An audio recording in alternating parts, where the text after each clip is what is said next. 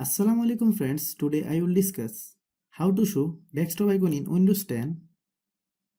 You can see there are no icon on my desktop.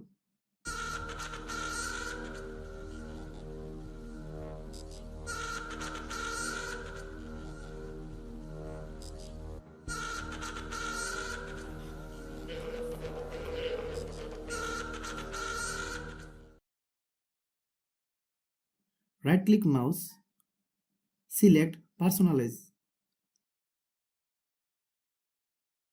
select themes, select desktop icon settings,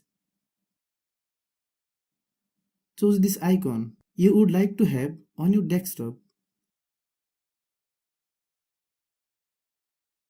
then select apply and OK.